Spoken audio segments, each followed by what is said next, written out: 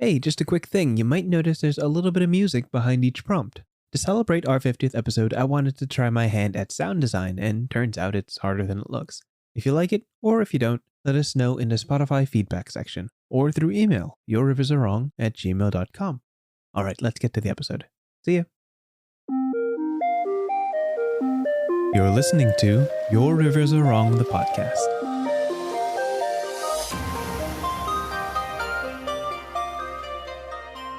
Good morning, or afternoon, or evening, or night. Or night. Did I check all the times? Yes, I think I did. Welcome to the Your Rivers Are Wrong podcast. My name is Merle. I'm one of the hosts. And also here is another one of the hosts.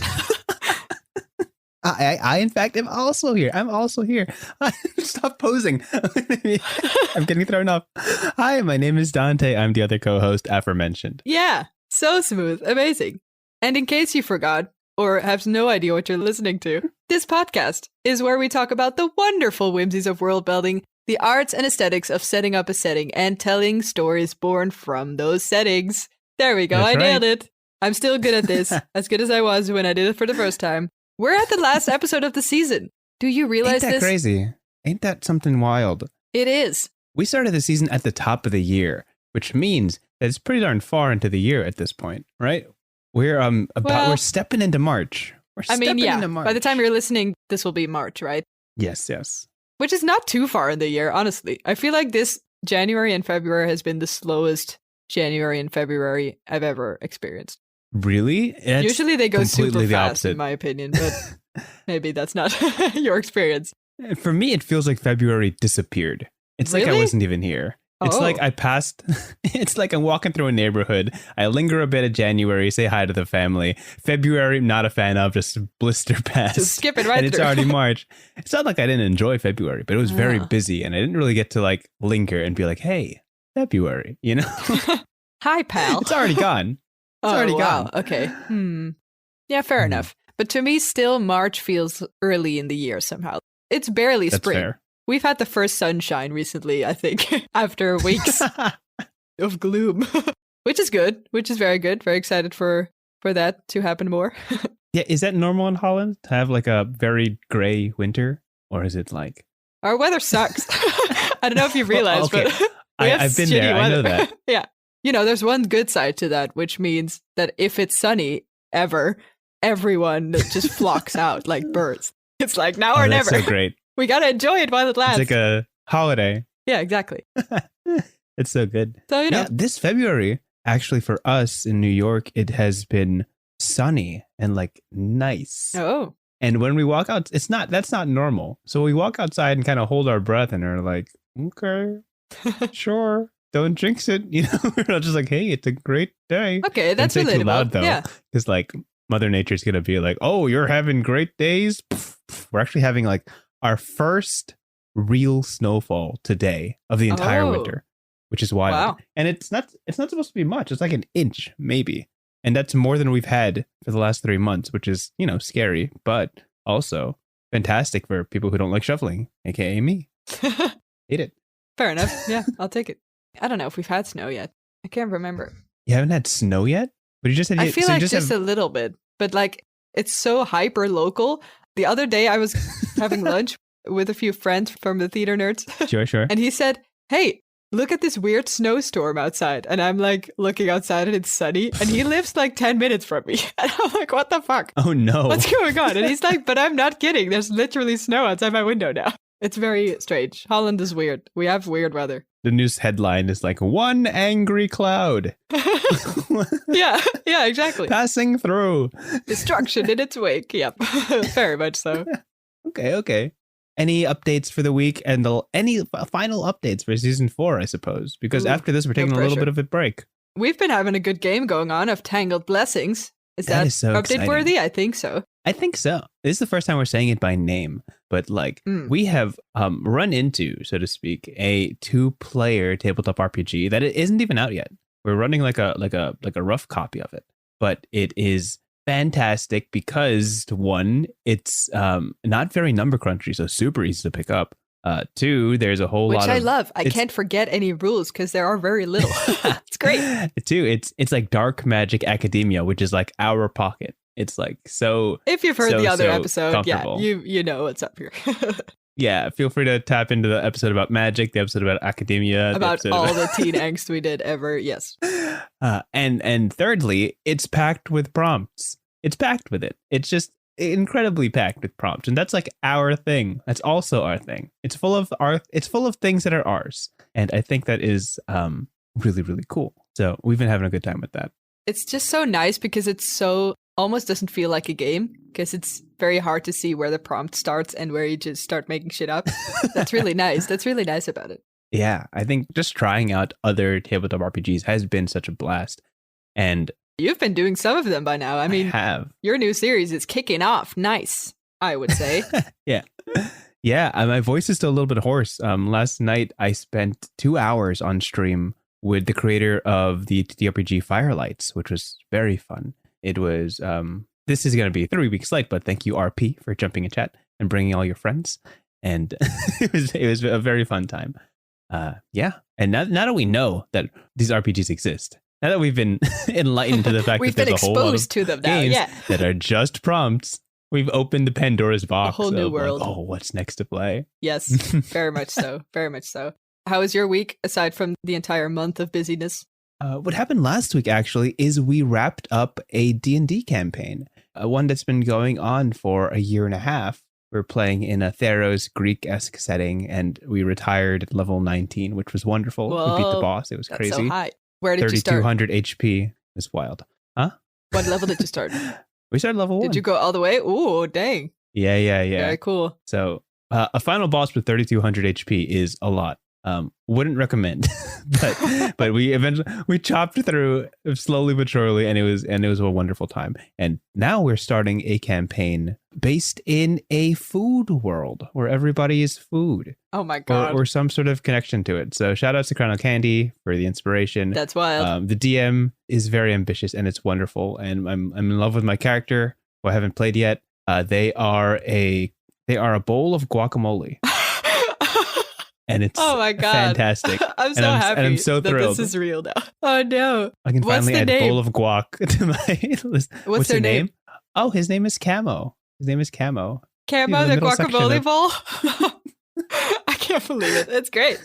Wow. It's okay. So great. I dig it. He's a grumpy old man who is on a quest for vengeance, and it's a whole Batman and situation. He's also guacamole. He's actually got it. He's the bowl that holds the guacamole. We have to understand he's the this. bowl. Excuse me. Yeah. Is the guacamole also a character, or is this lifeless? Well, he's. Is this like a codependency thing? The fellow players in this game don't listen to this stream. This is a spoiler. He's holding the last avocado pit of the world in his bowl. Oh, and he's got to nurture and take care of it. Atlas shit. Oh my god. Will it hatch into an avocado person, or is it simply a pit? We don't know. He's got to protect it, and that's his whole goal. He's protecting this one avocado pit, and that's his. There's a lot there. There's actually a whole story I've got going. But that's not beautiful. What we're talking about today. That's not what we're talking about today. Nope. It's true. What are we talking about today? What are we talking about? In fact, this episode is a prompts episode. We did this one before, but not with these kind of prompts. We asked you guys specifically to give us some good inspiration for this episode. We are going to pick out, or we actually already have picked out, 4 prompts that you have shared with us. 1 sentence, world building ideas, pitches. Right.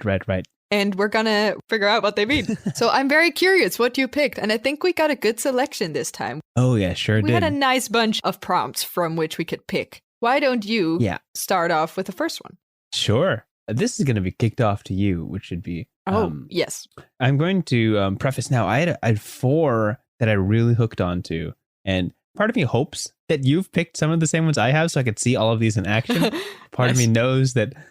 We'll see. Part of this is guessing. So we each do 2 prompts, and this is the one I'm tossing to you first and foremost. Are you ready? I'm ready. Okay. This prompt is from AJ Tyler. Thank you, AJ Tyler, for this prompt. And it goes like this. The pantheon of evil deities have done something they've never done before. They've asked for help. Oh, boy. Big old world building prompt. This is a big one. A big, god tier one. So I could ask you for the context. I could ask you for a perspective on this. Maybe set a scene of them asking for help. It's all up to you. But I do want the deities to be, a little bit out of their comfort zone, doing something they've never done before. How do you want to tackle this? Okay. I'm so bad at making up gods. I'm so bad at it. I always get it out of the way whenever I do my own worlds. They don't have gods. They don't exist. They're too hard. I can't remember them.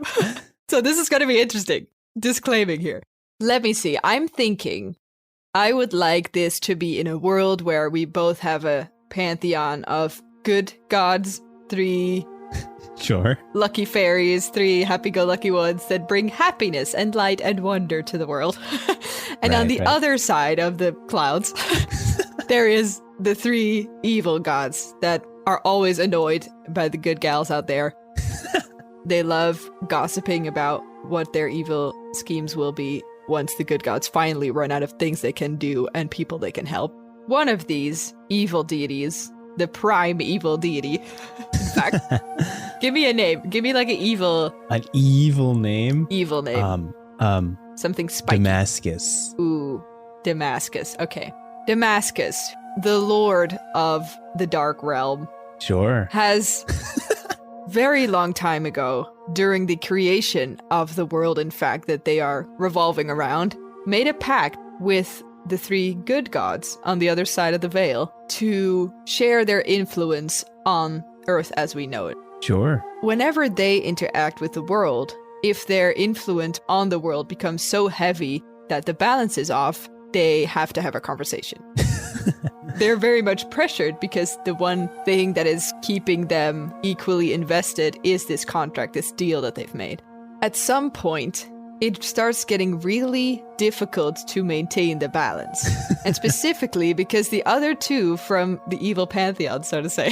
Sure. I'm very good with names today, as you might have realized. Mm-hmm. The other 2. The other 2, they're getting really fed up with the nice way they're interacting with the good guys. Like, aren't they supposed to be the evil gods here? Like, why are we making deals at all? Why are we even in conversation with them if they are the main thing that we hate most in this world, which is goodness? Goodness. Why are we scheming together with them if we can just do whatever we want? Like, we have access. Why are we still trying to be equal about it at all?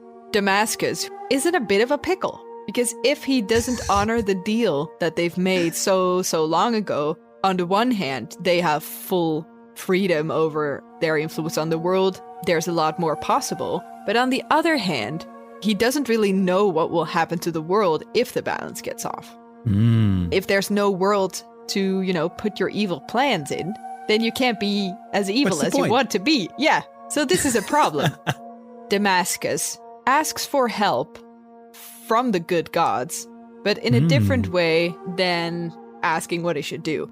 He's basically trying to see what's in it for them. So he wants to honor, I guess, the word of the other 2 evil gods. Sure, yeah. Around his table, right? Yeah. Famously the other 2. The famous other 2, yes, that are always mentioned in unison. Yes, Damascus and the other 2. The other 2, yes. Capitalized, etc. He wants to honor them. He doesn't want to lose them because the more he's being like a shithead about it, the less they're inclined to follow him. Because in general, it's pretty tricky to be evil and also be very obedient to someone else. That's stupid. Right. That's not how it works. That's so dumb. If you want to keep us around, Damascus, you gotta get your shit together. We want free reign over this world, and we don't want to be tied down with this fucking deal that you made so long ago. And look at these humans being all balanced. Like, it's really boring now. That's right. Yeah, that's right. So boring. Yeah. That's me. I'm the other god. You're one of the other 2. I'm the other one. That's definitely and the other, this conversation went. The second other 2 just says, that's right. Yeah, that's right. Yeah. You're right. So Damascus is like, okay, I will supposedly ask for help with the good god. Sure. But what are we trying to gain here? Are we trying to get free reign? Are we trying to lose balance? What's the deal here? I'm trying to figure it out as I'm talking, right? That's totally fine. To the other 2, he would say, okay, I am going to break the deal. The deal's off. Watch me leave. I'll be back in an hour, and then the deal's off. Watch me leave. a flourish of his cloak, and then he's out the door. There's something very funny about gods being like, I'll be back in an hour. I don't know why. It seems so like, hey, They have time. gonna go get drinks, Sure. break an immortal deal, back in an hour. Yeah, I mean, they probably have Google Calendar too, you know, they're very busy. He definitely marked it down on the Google Calendar. Yes. Saturday, 5 Meeting p.m. with good Break God. immortal deal. Yes, Yeah. of course. Yeah. But to the good God, instead of saying, hey, I'm going to break your deal here, he's actually asking for help because he's not very sure Mm. if he should break the balance, because how can he be evil, as I said before, and now I finally understand my argument. There you go. As I said before, if there's no world left on which we can do our evil deeds, how can we be evil at all? So we do kind of need the balance. My other two here are getting on my nerves, and they want to leave me if I don't break this deal. So good God, help me figure this out. And that's what's happening. I love that. Does that make sense at all? I'm not sure. Well, yeah, what an interesting situation. It's like, yes, we want to be evil. We want people to experience our evil. Yes. But if I let the other two just do unspeakable evils, everybody will be dead and we can Yeah. no longer be evil. So is the It's a weird conundrum, right? Because the more evil your deed is, it usually involves death or destruction of everything, like permanent destruction or something, or, you know, eternal flames and stuff. Sure. But then there's nothing left that you can keep doing your evil deeds on. If you Right. want to be evil consistently forever, then you have to only be mediocre evil. Is that what's going on? Listen, if you Or want it has a to be solid gig, counterbalanced with good? Is this a sort of Avatar Korra where the dark and the light sort of fight every 10,000 years and then the world keeps going? this has a lot of like It's pretty tricky. tenured professor energy, where it's like one professor just really wants to keep their job and the other guys are like, no, let's stir things up, let's Yeah. make this school something, let's be revolutionary. For sure. I also am seeing like obviously Damascus has like a more nuanced evil, you know, really picking at the heart. That's why and he's all the that, leader. you know? Yeah. He also has, Right. outside from doing unspeakable evil, he's also a good leader. He's done like a Yeah, management course. his leadership Yeah. traits. Yeah. Yeah, he took a minor in Yeah. leadership. But the brand of the other two is very distinctly destruction and more destruction. Yes. And he's like, Kick that's the not system. that's not a good evil. That's not a sustainable evil. Sustainable I love evil. that. Yeah. That's what this is about. Okay. I finally figured out what this Sustainable prompt is evil. about. It's about being evil sustainably. Yeah. It's a sustainability issue. Yeah. And Damascus is like, I got a good thing going here. I made this deal eons ago, just so I would have a place where I can happily, reliably, sustainably Consistently. Yeah. practice evil. And these other two are just going to ruin that. Yeah. They just want to burn everything. Why do two gods have the same tenets? Why are they both destruction? They've really got to diversify.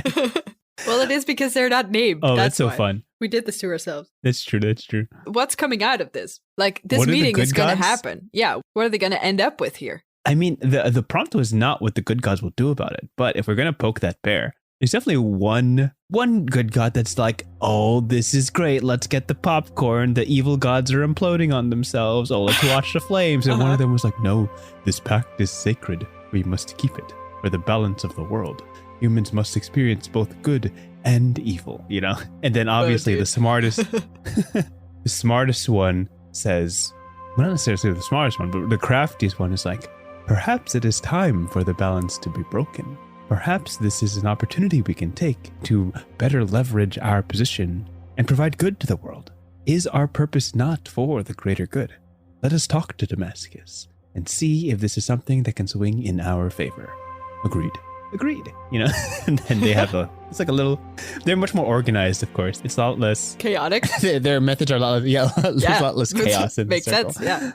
Yeah. And there's so much like Hades from Hercules meets the magicians from Prince of Egypt. That kind of like, I don't know if you're catching that. Yeah. Where it's like for sure. it's like a I don't know. I don't know why I pitched them as good and evil, but they're not too different. I want to say in this little setting, they all have their little motives. They both have their offices. They both have their like bickering, right? Yeah, for sure. This is all happening in a 6-piece cubicle, where it's just Yes. they're all just very, very close. If they have time in Google Calendar, they have offices, I think. Yes. I think so too. Anyway. this is actually, we're actually pitching this to ABC in a few days. Are we? I don't think I am. No. Let us know how you feel about this. We'll iron out the draft before we pitch it to major news networks. But thank you again, AJ Tyler, for that $1 million idea. Yep. You'll be getting royalties in the mail. Yeah. Yep. I guess it's true. Starting off strong. Right. Starting off strong. Starting off strong. All right. What is yours? I think it's your turn. Let's switch this up. Yeah. My prompt comes from the lovely GEWB2105. Thank you very much. That name that I'm not going to say again. And the prompt is the following. Always name your vessel or vehicle because the unnamed ones can only travel to unnamed places. Oh. Aha.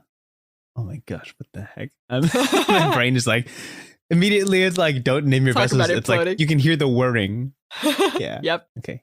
So the prompt says, name your vessels, right? So you can go to named places. Am I understanding that correctly? Yes. Okay. I'm seeing this. I'm visualizing this. Okay. Nice. I'm going to set the scene. That's why I liked it. This is let's go. If we had any access to licensable music, this would definitely be a time when you're hearing like the rock of the waves in the far distance. You can hear the clamor of like a tavern space. And tucked all the way in the back of this eatery are two men arguing with each other. And you can hear the slam of a knife into the woodwork of the table as this conversation continues to get heated. One man who is a bit ruddier. You could tell that he is an experienced sailor. He has clothing that is weathered and worn. He has marks across his face, signaling that he has been through many dangerous, arduous journeys. And he says, I can't let you do this, Tobias. The deal breaker has always been the deal breaker since my father inherited it from his father and his father inherited it from him. This has always been the name of the ship, and I cannot allow you to damage a single plank on the work of this magnificent vessel. It is not your call to make. I understand that you are recently captain, but this has always been a family vessel. First and foremost, you will not tarnish this vessel. You will not ruin this ship with your ideas. And you see on the other side, a younger man. You can see that he has like sleek hair. He's got the newly christened pin on his shirt, symboling that he is in fact the new captain for the vessel known as the Deal Breaker. And he sits back in his chair. He's got a cigar in his mouth and he is entirely composed. Again, his name is Tobias, as we've learned from the older man. And he says, now hold on. I understand where you're coming from, but understand your family's legacy is not just the name of the ship, but also the fruitless endeavor you and your father and your grandfather have always been tied to for the past century, past 2 centuries. I don't know how long you've been chasing this island in your great-great-grandfather's dreams, but you know why you've never found it. It's because you've given your vessel a name, and this island has none. And the old man simmers, and he's like, you mean to tell me a sailor as young as yourself believes that old wives' tale? You mean to tell me that the experience that we have garnered over the past few centuries as a family rooted in the foundations of our community's cartography, we mapped these oceans? You mean to tell me that you, a fresh face on this ocean, a new face to Mother Nature, knows better than us where to find this island? And Tobias remains stoic and says, there's a reason I became captain. It's because your efforts have been fruitless, and your father understood this. I know not of your maps, I know not of your competition, of the lineage of your family or its vessels. I simply know of your reputation as a failure, and I'm here to fix that. Ooh. You have traveled, you have mapped every island you can find, and the second that you realize that this island cannot be tracked, cannot be labeled. This treasure you're looking for, there's a reason no one's been able to find it. The name you've given it, the sanctuary, has never belonged to it. It is known by something else, by a language deeper than what has ever been spoken on this land, and you know not the name of it. You simply convinced yourselves you named it, and that was your first an everlasting folly. Tobias reaches for the table, grabs the knife, plucks it out. Now, if you'll excuse me, there's a name I have to scratch off the woodwork. Ensign. Oh my god. I wasn't ready for a pirate lore. It's pirate lore. It's a pirate prop. No. I didn't realize. You should know our podcast is distinctly Pirates 3 brands. and Dark Academia. That Dark Academia is 2 brands of the 3. Oh, okay. The other 2 are Dark Academia. We have one named brand, which is Pirates. And the other 2 are collectively Dark Academia. We're building our lore here. Right. Yes. This is. Oh my god. This is all one long prompt, Merla. I hope you realize. Oh, that's what's going on. I finally figured it out. This is all going to tie up together all the way at the end. I'm so confused. Just you wait. I hope everybody listening, stay tuned. It's the ultimate challenge. Like, we have to ultimately bridge these together now. It's a challenge now. I hate it. Okay. That was great. Hello. Thank you. I love it. Also, it's about being egocentric and stuff. That was very fun. Yeah. Such a good one. Wow. Thank you. Thank you for that prompt again. Because I couldn't remember the numbers and letters in your name. In the video, I'm just going to put it right here. This is a reminder to myself. Yes. Put the name of the person here. GEWB 2105. There you go. GBWB. GEWB. Jube. Jube. Got it. 2105. Thank you very much. 2105. Totally. All right. Anyway. Okay. I'm going to toss to you a prompt now. Yes. Are you ready for it? Go ahead. Okay. Speaking of things beyond our understanding, I have for you a prompt from Kurt Pryor. Kurt Pryor brings us this prompt. Wow. Thanks, Kurt. And the prompt is a very short one. That mountain wasn't there yesterday. Oh, yeah. I remember seeing this one. Yeah, this was great. That mountain wasn't there yesterday. That's the prompt. That's it. Yeah. Okay. This could be all sorts of things. I imagine the way you're thinking is the same way the guy who said this was thinking. Probably.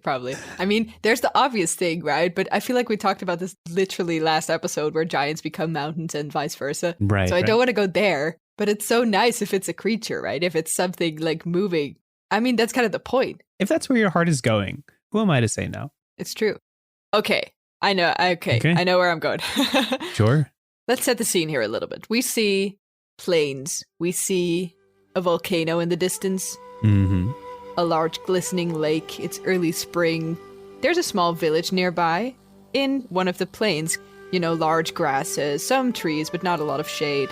Every now and then, the top of a head pops up. We see a little hunter troop kind of move stealthily along these steps. They're from the village. We know their clothing. They're in the sun all day, every day, hunting for their food and coming back to the bonfires that they hold at night to collectively roast them on a community. I don't know. Nice late night barbecue.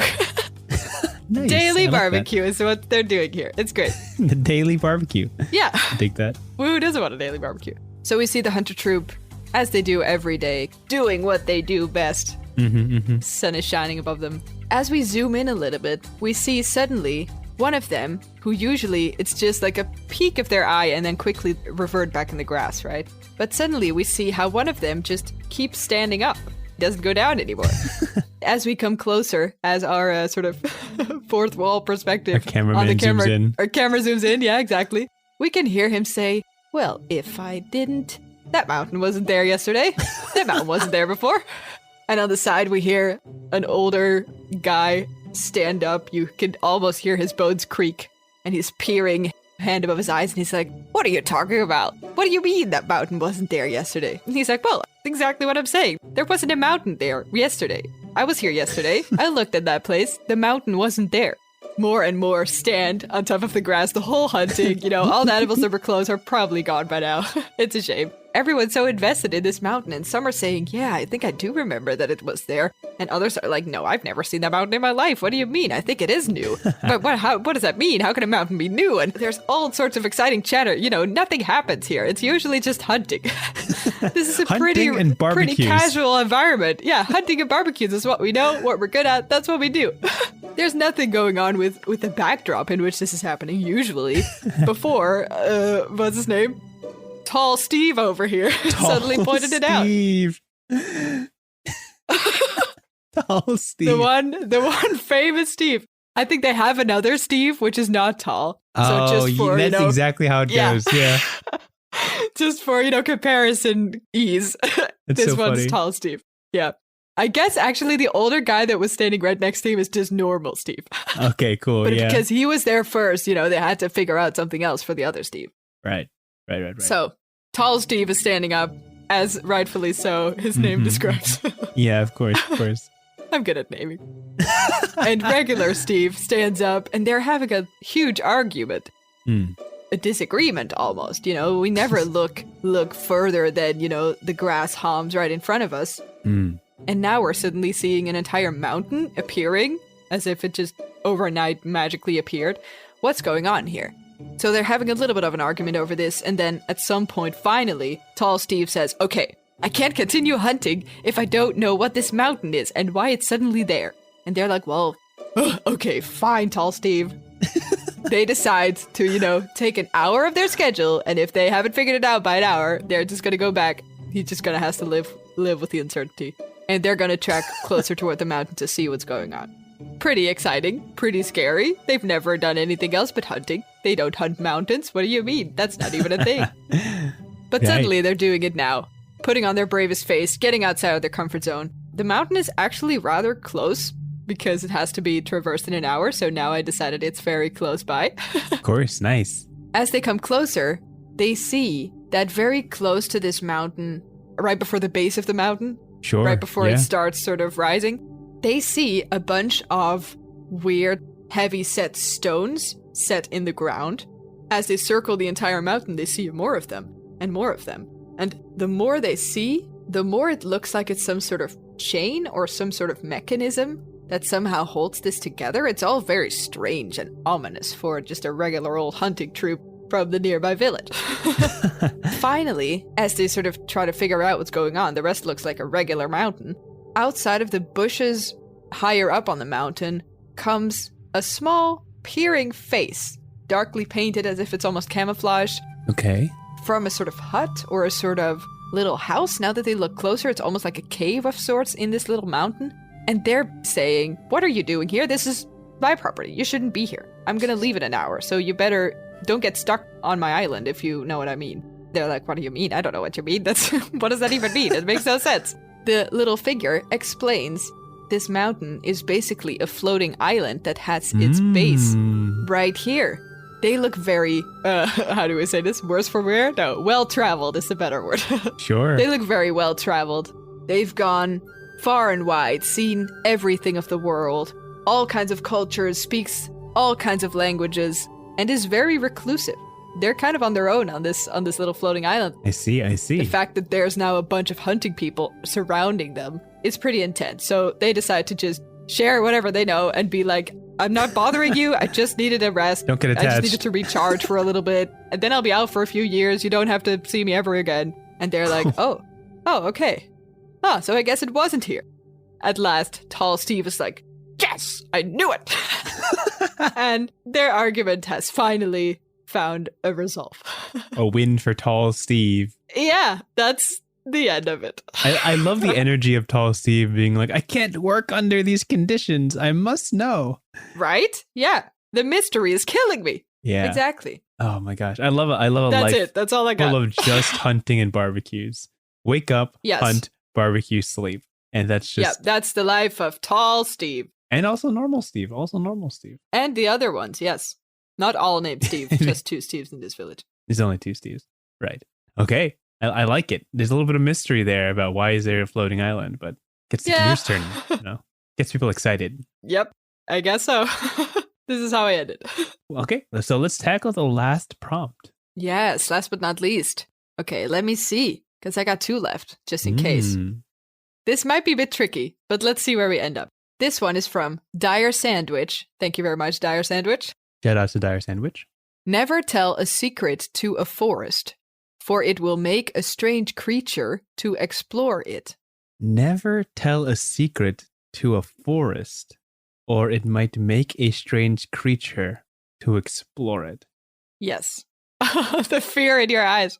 That's some like Oracle parable stuff. The way it even rhymes. Yeah. Oh, yeah, for sure. Yeah, I love the sentence. That's also why I like it. It's pretty intense. Got it. Okay. The gears are turning. We love it.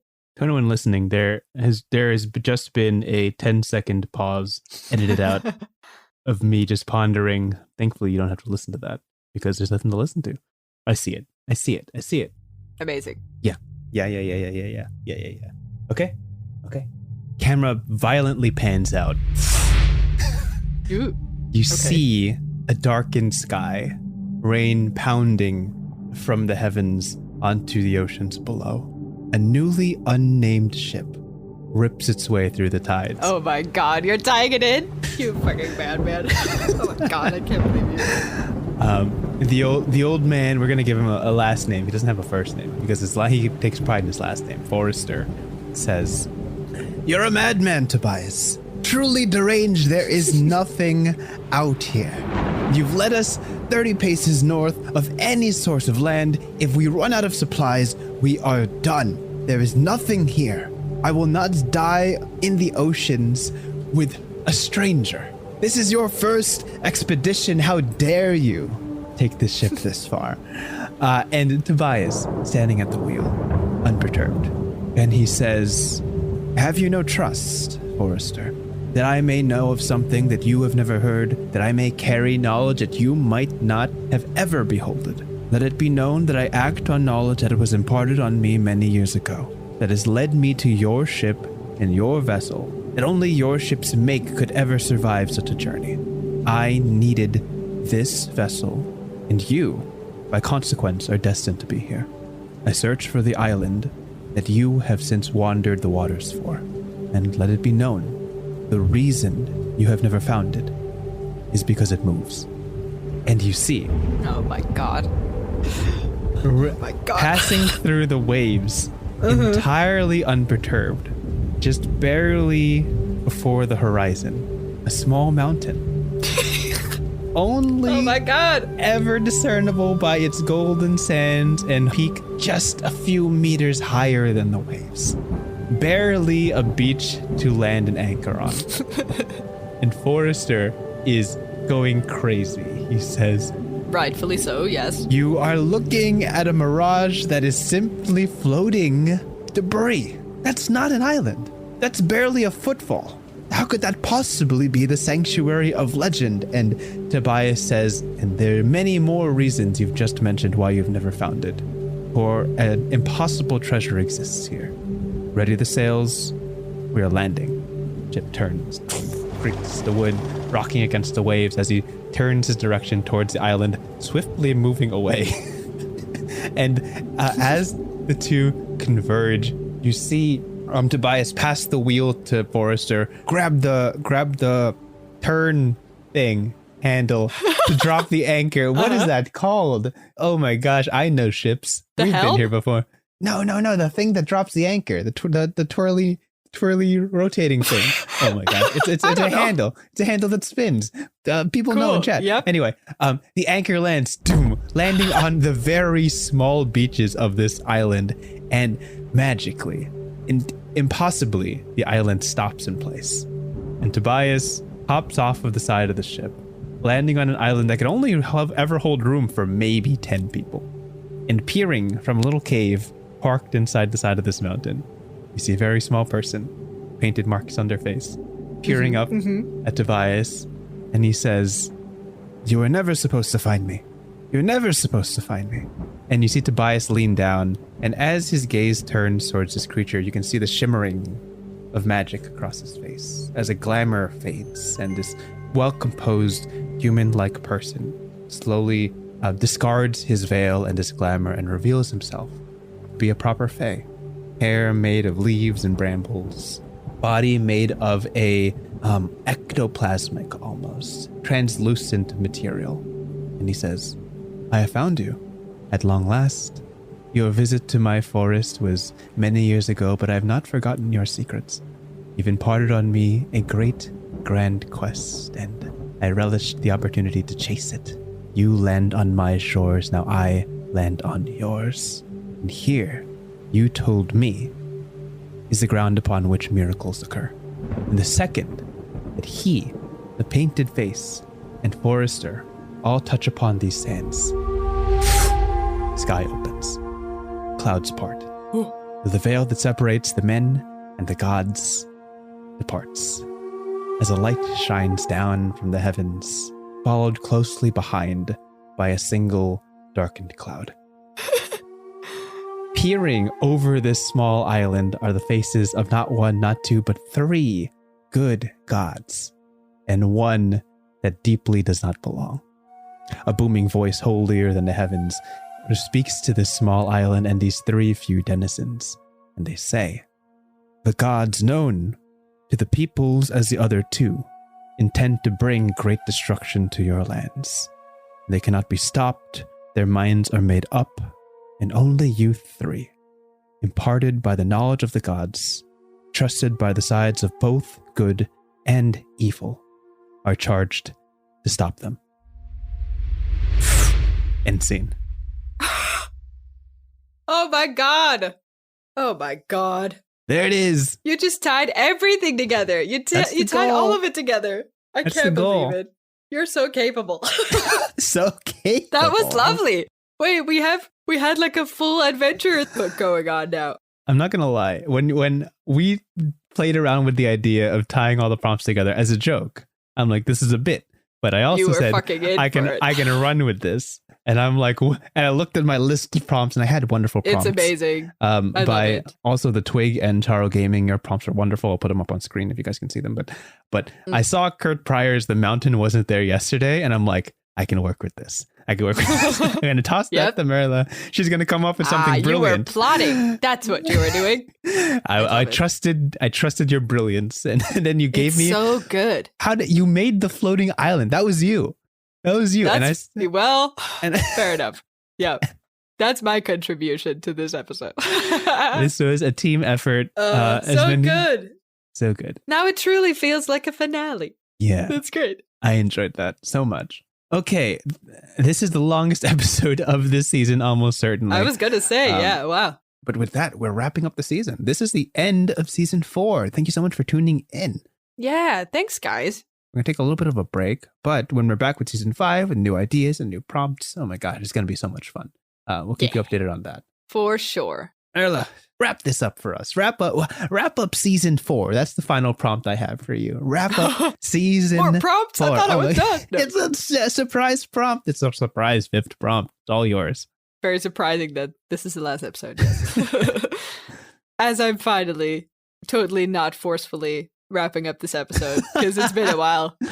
We've had some minutes going on this one. If you guys have any comments, any prompts that you're thinking of, or you just want to share how cool your world building is, totally fine. Please do so. We'd love to hear about it. Please reach us at yourriversarewrong@gmail.com or any of the other things. Dante's YouTube channel is a great thing. I think we have Twitter. I'm We not kind so of sure. do. I think we have We sort of barely have Twitter. Yeah, check out our Twitter at YRAW podcast. Your Yeah. raw podcast. We have all Not sure 5 if anything's followers. happening there, but Not really, but you could change it. it could. If things could happen. Things could happen. Yep, yeah, for sure. I think in season 5, if we have any plans for it, we're definitely going to talk about how to make your rivers not wrong. I think. Definitely on the Is board. that one thing that we want to discuss? I think certainly. that's kind of on top of the list there, right? Yeah, been there. Because right now your rivers are pretty wrong. Your rivers are wrong. Yeah, I'm sorry. Just putting that out there. Thank you so much, guys, for listening. It's been such a pleasure, and it's so lovely to have seen the audience grow and engage with all our stuff. Oh my gosh, it's so it's nice. so fun. Thank you guys. Thank you, guys, and we'll see you in the next one. Bye-bye. Bye-bye. See ya. Bye. Thanks for listening to this episode of Your Rivers Are Wrong. If you have any thoughts for topics, prompts, or if you just want to share your thoughts, you can reach us at yourriversarewrong@gmail.com. That's yourriversarewrong@gmail.com. Big thank you goes to Martin Skelligans for our intro and outro music. And most importantly, thank you for listening. We hope to catch you at our next episode. Have a good one.